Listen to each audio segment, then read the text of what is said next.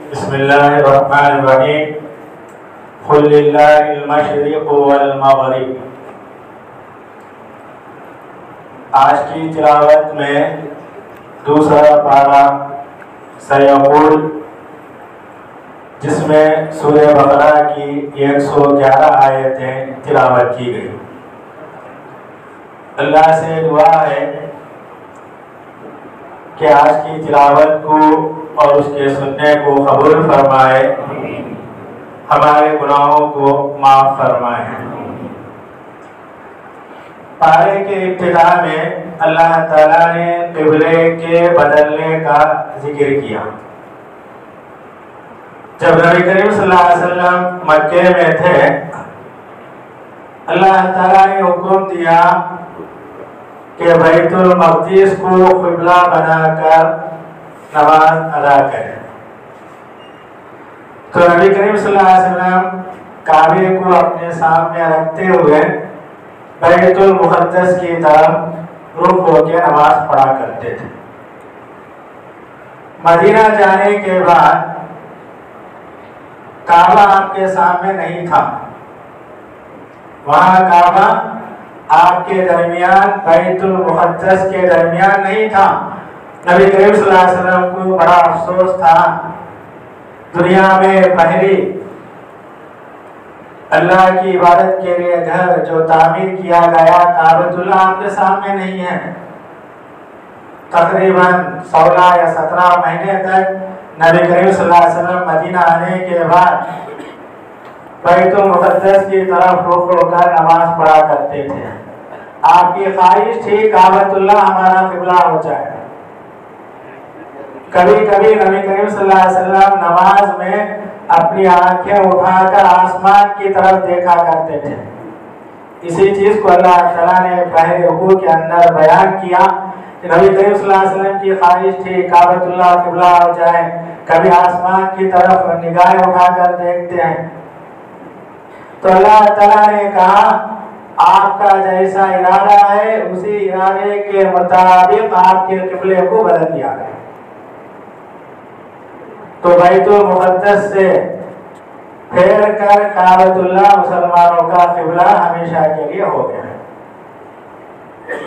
جب قبلہ بدل گیا، یہودیوں نے عیسائیوں نے اعتراض کیا تو اللہ تعالیٰ ان کو بیوقوف کہتے ہیں، کیونکہ قبلے کا مالک اللہ تعالیٰ ہے، مشرق مغرب اللہ کے ہاتھ میں۔ اللہ تعالیٰ جہاں پڑھنے کا حکم دیتے ہیں وہاں پڑھنا چاہیے، اللہ پر اعتراض کرنے کا کسی کو حق نہیں۔ اور اللہ تعالیٰ نے قبلے کے بدلنے کا مقصد یہ بھی بتایا، ہم جاننا چاہتے ہیں تم میں کون ایمان لانے والا ہے، کون نبی کی مخالفت کرنے والا ہے۔ قبلہ بدلتے ہی سارے منافقین، یہودی، عیسائی جو آپ کے مخالفین تھے سامنے آ گئے، اور جتنے آپ کی اطاعت کرنے والے تھے آپ کی اطاعت کرنے لگے۔ جیسا کہ حدیث میں آتا ہے، جب قبلہ بدل گیا، مسجد قباء کے اندر نماز ہو رہی تھی، کسی صحابی کا گزر ہوا، وہ لوگ بیت المقدس کی طرف رخ ہو کر نماز پڑھ رہے تھے۔ اس صحابی نے کہا اللہ کے نبی کریم صلی اللہ علیہ وسلم نے قبلہ بیت المقدس کی جگہ کعبۃ اللہ رخ ہو کر آپ نے نماز پڑھی، تمام کے تمام بیت المقدس سے منہ موڑ کر کعبۃ اللہ کی طرف رخ کر کے نماز پڑھے۔ تو اللہ تعالیٰ یہی کہتے ہیں، ہم جاننا چاہتے ہیں تم میں کون مومن ہے، کون نبی کی اطاعت کرنے والا ہے، اللہ کی بات سننے والا ہے، کون اس کی مخالفت کرنے والا ہے۔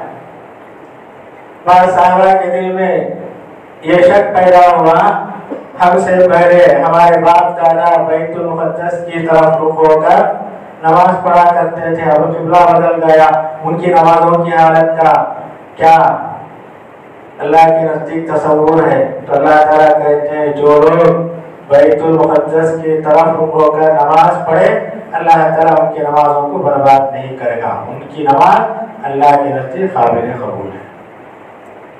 اس کے بعد اللہ تعالیٰ نے یہ بات بتائی، فَاذْكُرُونِي أَذْكُرْكُمْ وَاشْكُرُوا لِي وَلَا تَكْفُرُونَ، تم مجھے یاد کرو میں تم کو یاد کروں گا۔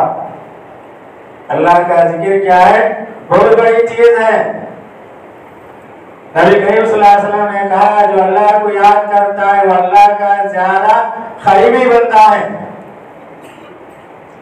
اللہ تعالیٰ اس بندے کو اپنے لوگوں کے سامنے بیان کرتے ہیں۔ نبی کریم صلی اللہ علیہ وسلم نے کہا جب کوئی بندہ کسی مجلس میں مجھے یاد کرتا ہے، میرے پاس جو مجلس ہے فرشتوں کی مجلس جو اللہ کے دربار میں بیٹھی ہوئی ہوتی ہے، اللہ تعالیٰ ان کے سامنے تذکرہ کرتے ہیں فلاں بندہ فلاں جگہ فلاں مجلس میں میرا تذکرہ کیا۔ اللہ تعالیٰ یہی کہتے ہیں تم مجھے یاد کرو میں تم کو یاد کروں گا۔ علامہ ابن قیم علیہ الرحمہ نے کہا روزداروں میں سب سے بہتر روزدار وہ ہے جو روزے کی حالت میں اللہ کو یاد کرتا ہے، اس کا روزہ قابل قبول ہے، اللہ کے نزدیک معتبر ہے۔ روزے کی حالت میں اللہ کو یاد کرتا ہے تو اللہ تعالیٰ اس بندے کو اپنے فرشتوں کے سامنے اس کا تذکرہ کرتے ہیں۔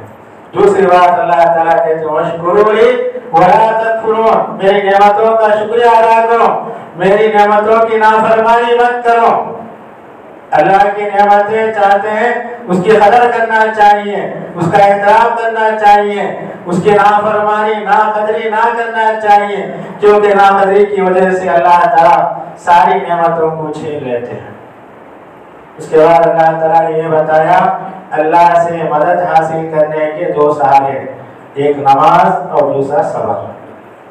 استعینوا بالصبر والصلاۃ، اللہ تعالیٰ کہتے ہیں مصیبت کے اندر، آفتوں کے اندر، تکالیف کے اندر، پریشانیوں کے اندر اللہ سے مدد حاصل کرنے کے یہ دو بہترین راستے ہیں، ایک نماز کی پابندی کرو اور دوسرا کیا ہے صبر کرو۔ اللہ تعالیٰ ان دو چیزوں کے ذریعے سے اللہ کی مدد تمہارے اوپر نازل ہوتی ہے۔ اسی صبر کے بعد اللہ تعالیٰ نے صفا مروہ کا ذکر کیا، یہ بتایا صفا مروہ اللہ کی نشانیوں میں سے ایک نشانی ہے۔ حج اور عمرے کے موقع پر صفا اور مروہ کی صحیح ہوتی ہے۔ وہاں حاجرہ علیہ السلام کا ذکر کیا جاتا ہے۔ حاجرہ علیہ السلام اپنے فرزند اسماعیل علیہ السلام کو لے کر صفا سے مروہ، مروہ سے صفا دوڑتی ہیں۔ اللہ تعالیٰ بتاتے ہیں صبر کی یہ بہترین خاتون تھی۔ صبر کا نمونہ تمہارے سامنے ہے۔ شوہر وہی بیاہ ہو گیا، زمین میں چھوڑ کر چلے گئے، اس کی پرواہ نہیں، ان کو معلوم تھا اللہ کا حکم ہے یہاں مجھے چھوڑنا، بچے کی نگرانی کرنا، اللہ پہ انہوں نے بھروسہ کیا۔ بچہ پانی کے لیے تڑپتا ہے، ادھر سے ادھر دوڑتی ہیں، کبھی بھی انہوں نے شکایت نہیں کی۔ پھر اللہ تعالیٰ نے بتایا جو لوگ اللہ کے راستے میں شہید ہوتے ہیں ان کو مردہ مت کہو۔ جو آدمی گھر میں مرتا ہے، بستر پر مرتا ہے، اس کی موت الگ ہے۔ جو اللہ کے کریموں کو بلند کرتے ہوئے دشمنوں سے لڑتے ہوئے مر جاتا ہے، اللہ تعالیٰ کہتے ہیں بچے کے مر گیا اسے مردہ مت کہو، بلکہ وہ زندہ ہے، ان کی زندگی کیسی ہے اللہ کے سوا کوئی نہیں جانتا۔ نبی کریم صلی اللہ علیہ وسلم نے کہا جو اللہ کے راستے میں شہید ہو گیا قیامت کے دن وہ اپنے قبر سے اٹھے گا، اس کے جسم پہ جتنے نشانات ہوتے ہیں نشانات سے خون جھڑتا ہوگا، اس سے خوشبو آئے گی۔ اللہ تعالیٰ اسے اونچا مقام دیتے ہیں شہادت کا۔ تو بہر غیب جو اللہ کے راستے میں شہید ہوتے ہیں اللہ تعالیٰ کہتے ہیں ان کو مردہ مت کرو، مت کہو، بلکہ وہ زندہ ہے، ان کی زندگی کیسی ہے تم اس کے بارے میں علم نہیں ہے، تمہیں اس کا شعور نہیں۔ اس کے بعد اللہ تعالیٰ نے 4 حرام چیزوں کا ذکر کیا۔ مردہ جسے بغیر ذبح کیے ہوئے موت آ گئی، مر گیا، اس کا کھانا حرام ہے۔ بہتا خون، جس جانور کو ذبح کیا گیا اس کے رگ سے خون آتا ہے، اسے جمع کرنا، اسے کھانا، اسے بیچنا یہ بھی حرام ہے۔ خنزیر کا گوشت یہ بھی حرام ہے۔ ہر وہ چیز جو اللہ کے نام کے علاوہ کسی غیر کے نام پر دی جاتی یہ بھی حرام ہے۔ لوگ کہتے ہیں ہر جانور کو اللہ کے نام پر ذبح کیا جاتا ہے، ہم جانور خریدتے ہیں فلاں درگاہ کے آستانے پر خریدنے کے لیے، ذبح کرنے کے لیے، یہ بھی حرام ہے، گرچہ کی نیت ہماری غیر اللہ کے نام پہ دینے کی تھی، ذبح ہم اللہ کے نام پہ لے کے کرتے وہ بھی حرام ہے۔ اللہ تعالیٰ نے کہا یہ چار چیزیں حرام ہیں، اس سے بچنا چاہیے۔ اور یہ بھی کہا اگر کوئی مجبور ہے، کھانے کے لیے کچھ بھی نہیں ہے، ضرورت کے مطابق بھوک مٹانے کے لیے، پیٹ بھرنے کے لیے نہیں، حرام چیزوں کو استعمال کر سکتا ہے جبکہ اسے جان کا خطرہ ہو۔ اس کے بعد اللہ تعالیٰ نے قصاص کا ذکر کیا، یعنی اگر کوئی کسی کو جان سے مار دیتا ہے، شریعت کا حکم ہے قصاص کے طور پر اس کی بھی گردن اڑانی چاہیے۔ اللہ تعالیٰ کہتے ہیں ایسا کرنا کیا ہے؟ ساری انسانیت کے لیے زندگی ہے۔ وَلَكُمْ فِي الْقِصَاصِ حَيَاةٌ يَا أُولِي الْأَلْبَابِ، تمہارے لیے قصاص میں کیا ہے؟ زندگی ہے، عقل مند لو۔ اگر کوئی جان بوجھ کر کسی کو قتل کرتا ہے، اگر اس کو چھوڑ دے دیا جائے وہ دوسرے کو قتل کرے گا، تیسرے کو قتل کرے گا۔ اگر اسی وقت اس کو قتل کر دیا جاتا ہے قصاص کے عوض، آئندہ دنیا کے اندر قتل نہیں ہوگا۔ یہی اللہ کے قوانین کی حکمت ہے، جبکہ یہ تمام قوانین اس وقت وجود میں آئیں گے جبکہ اسلامی حکومت ہو، مسلمانوں کا خلیفہ ہوگا، جہاں تمام اسلامی قوانین نافذ ہوں گے لوگوں کے سامنے۔ اپنے گھر کے اندر کسی اور جگہ یہ قوانین نافذ نہیں ہوں گے۔ اس کے بعد اللہ تعالیٰ نے رمضان کے روزوں کا ذکر کیا، اس کا مقصد کیا ہے؟ یہ روزے فرض تمہارے لیے نئے نہیں ہیں، ہم سے پہلے جتنے لوگ آئے اللہ تعالیٰ نے ان کے اوپر روزوں کو فرض کیا۔ روزے کا مقصد یہ بتایا تمہارے اندر تقویٰ پیدا ہونا ہے، اللہ کی اطاعت کا جذبہ، اس کی نافرمانی سے دور رہنا، یہی مقصد ہے۔ اس کے بعد اللہ تعالیٰ نے کہا جو بیمار ہیں، صحت کی امید نہیں ہے، روزہ نہیں رکھ سکتے، تو اللہ تعالیٰ نے انہیں فدیہ دینے کا حکم دیا جسے ہم کفارہ کہتے ہیں۔ اور جو عارضی طور پر سفر پر ہیں، بیمار ہیں، تو اللہ تعالیٰ کہتے ہیں رمضان میں روزہ چھوڑ دو، رمضان گزرنے کے بعد اس کی قضا کرو۔ پھر اللہ تعالیٰ نے قرآن مجید کا ذکر کیا اور یہ بتایا قرآن مجید کو ہم نے رمضان میں نازل کیا۔ یہ قرآن کیا لوگوں کے لیے ہدایت ہے، حق اور باطل کے درمیان فرق کرنے والی کتاب ہے۔ اور اللہ تعالیٰ کہتے ہیں یہ قرآن رمضان میں نازل ہوا، اس کے شکرانے پہ تم کیا ہے رمضان میں روزے رکھو۔ جو آدمی صحت مند ہے، تندرست ہے، روزہ رکھ سکتا ہے، تو اللہ تعالیٰ کہتے ہیں فَلْيَصُمْ، اسے روزہ رکھنا چاہیے۔ اگر روزہ نہیں رکھتا ہے وہ گنہگار ہے۔ اس کے بعد اللہ تعالیٰ نے دعا کا ذکر کیا۔ رمضان کے بعد اللہ نے دعاؤں کا ذکر کیا، کیونکہ رمضان اور دعا دونوں کیا ہے آپس میں منسلک ہیں۔ اور اللہ تعالیٰ کہتے ہیں فَلْيَسْتَجِيبُوا لِي، بندے مجھ سے دعا کرنا چاہیے۔ خاص کر رمضان میں ہماری دعائیں زیادہ ہونا چاہیے۔ اور اللہ تعالیٰ نے یہ نہیں بتایا دعا چھوٹی کرو بڑی کرو، جب بھی تم دعا کرو گے میں تمہاری دعاؤں کو قبول کروں گا۔ اس کے بعد اللہ تعالیٰ نے اعتکاف کا ذکر کیا کہ رمضان میں اعتکاف مسجد میں ضروری ہے، مسجد میں شرط ہے۔ نبی کریم صلی اللہ علیہ وسلم کے دور میں مسجد میں اعتکاف کا اہتمام ہوا کرتا تھا۔ ازواج مطہرات نے رمضان میں اعتکاف مسجد کے اندر کیا ہے، اور اس لیے اللہ تعالیٰ نے اس کا ذکر کیا جو بندہ اللہ کے گھروں سے قریب ہوتا ہے، اعتکاف میں بیٹھتا ہے، اپنے آپ کو اللہ کی عبادت میں منہمک کر دیتا ہے، کیا اللہ اس سے قریب نہیں ہوگا؟ کیا اللہ تعالیٰ اس کی دعائیں قبول نہیں کرے گا؟ یہ ساری باتیں اللہ تعالیٰ نے اس سورہ کے اندر بیان فرمائی۔ اس کے بعد اللہ تعالیٰ یہ کہتے ہیں آپس میں حلال چیزیں کھایا کرو، تجارت کرو، لوگوں کا مال ناحق مت کھاؤ، حرام کی طرف تمہاری نگاہیں نہیں ہونا چاہیے، حرام لقمے سے تم بچو۔ اگر یہ چیزیں تمہارے پیٹ کے اندر جاتی ہیں تمہاری کوئی عبادت اللہ کے نزدیک قابل قبول نہیں ہوتی۔ اس کے بعد اللہ تعالیٰ نے شادی بیاہ کا ذکر کرتے ہوئے کہتے ہیں اگر کوئی مسلمان ہے، چاہے لڑکا ہو یا لڑکی ہو، اس کا رشتہ مسلمان ہونا چاہیے، مومن ہونا چاہیے۔ کافر مشرک سے نکاح حرام ہے۔ اللہ تعالیٰ کہتے ہیں اگر کوئی مسلمان مرد کسی کافر مشرک سے نکاح کرتا ہے اس کا نکاح حرام ہے۔ اور اسی طرح اللہ تعالیٰ لڑکیوں کے اولیاء سے کہتے ہیں اپنی بچیوں کو دیتے وقت ایمان کو تم سامنے رکھو، کسی کافر مشرک کو اپنا داماد مت بناؤ۔ اور اللہ تعالیٰ کہتے ہیں اگر کوئی کافر مشرک آزاد ہے اس کے مقابلے میں غلام مومن ہے وہ بہتر ہے آزاد سے۔ اللہ تعالیٰ کہتے ہیں کہ رشتوں میں اگر ہم ایمان کو چھوڑ دیتے ہیں، کفر اور شرک کو ترغیب دیتے ہیں، یہ چیزیں کیا ہیں ہم کو جہنم کی طرف لے جاتی ہیں۔ اللہ تعالیٰ ہمیں جنت کی طرف دعوت دیتا ہے، کیونکہ اسلام کیا ہے ہمارے لیے جینے کا ذریعہ ہے، اسلام کیا ہے ہمارے خاندان کو پھیلانے کا ذریعہ ہے۔ اگر ہم اسلام کو چھوڑ کر کفر کو یا شرک کی طرف ہم اپنی اولاد کو دیتے ہیں، گویا کہ ہم اسلام کو مٹا دیتے ہیں۔ اس کے بعد اللہ تعالیٰ نے شراب کا ذکر کیا۔ شراب کی حرمت میں یہ پہلی آیت نازل ہوئی۔ لوگوں نے نبی کریم صلی اللہ علیہ وسلم سے پوچھا کہ شراب جوا کیا ہے، تو اللہ تعالیٰ انہیں اس انداز سے سمجھاتے ہیں کیونکہ وہ شراب کے جوئے کے عادی تھے، شراب کے اندر فائدہ بھی ہے نقصان بھی ہے، اور اللہ تعالیٰ کہتے ہیں فائدے سے زیادہ نقصان ہے۔ یہ پہلا حکم بتایا گیا۔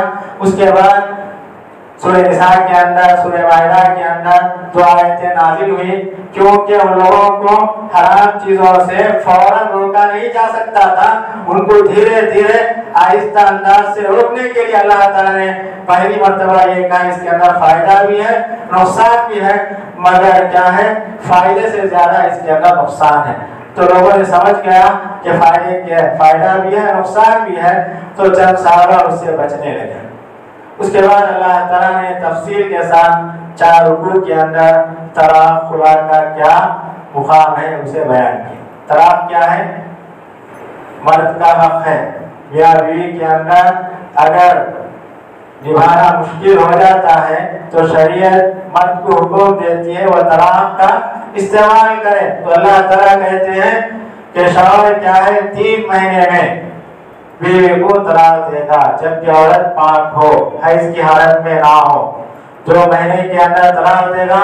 تو اللہ تعالیٰ کہتے ہیں 2 مہینے کے اندر شوہر کو اختیار ہے بیوی کو واپس لانے کا، اور جب تیسرے مہینے میں طلاق دیتا ہے اسے واپس لینے کا حق نہیں، یہاں تک کہ وہ بیوی کسی اور سے شادی کرے، اس کا شوہر اسے طلاق دے یا اس کا انتقال ہو جائے تب وہ بیوی پہلے شوہر کے لیے حرام ہو سکتی ہے۔ بیچ میں حلالہ کرانا یہ حرام ہے۔ اللہ کے نبی کریم صلی اللہ علیہ وسلم نے اس پر لعنت بھیجی ہے۔ یہ تمام طلاق کے مسائل ہیں 4 رکوع کے اندر بتایا گیا۔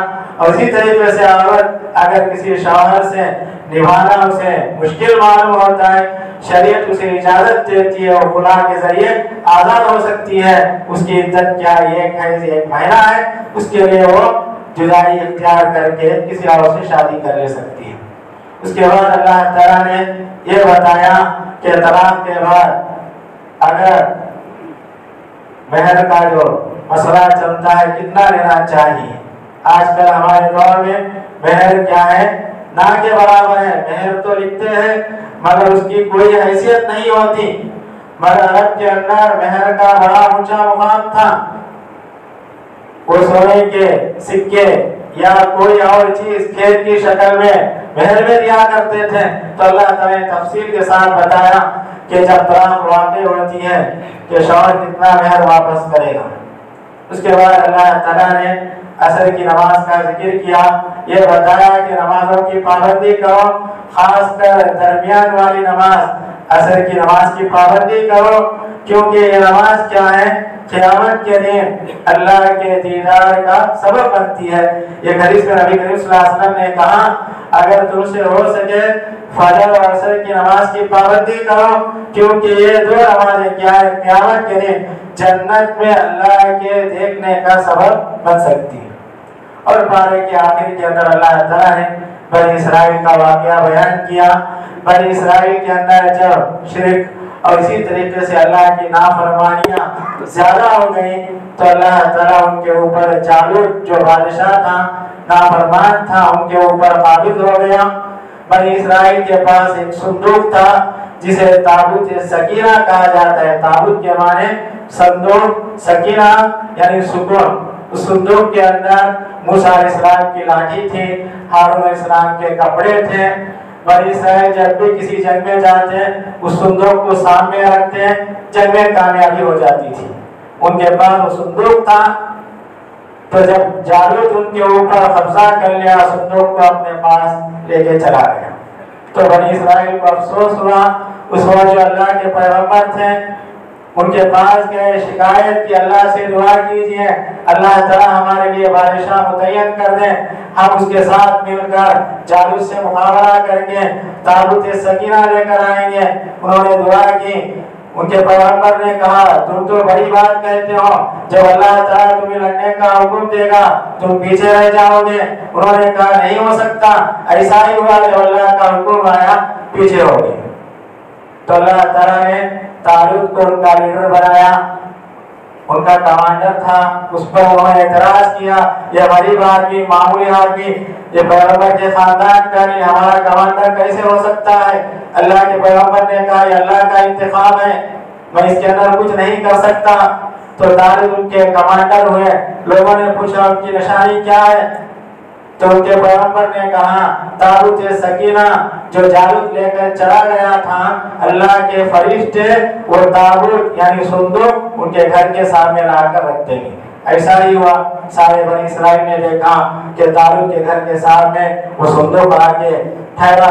وہ تمام کے تمام نکلے لڑنے کے لیے. تو طالوت نے کہا ایک شرط ہے. 80,000 کے قریب تھے. راستے میں ایک پانی کی نہر آئے گی، کسی کو پانی نہیں پینا ہے.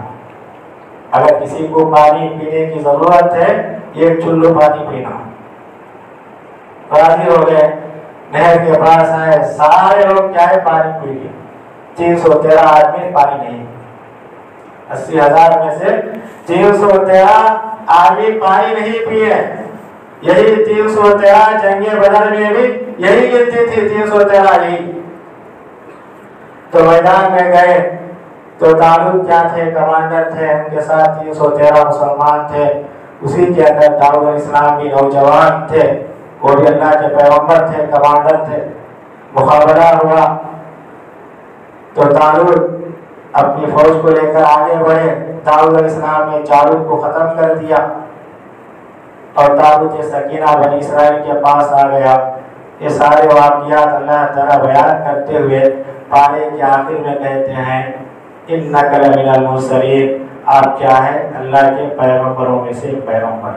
اللہ تعالیٰ آپ کو تسلی دیتے ہوئے کہتے ہیں مکی والے آپ کا انکار کرتے ہیں، اس کی پرواہ مت کیجیے، میں گواہی دیتا ہوں اللہ کے پیغمبر آپ ہیں. یہ سارے واقعات ہم آپ کو پڑھ کے سناتے ہیں تاکہ آپ لوگوں کے سامنے بیان کریں. تو بس آج کے پارے کے اندر یہ چند اہم باتیں ہمارے سامنے آئی.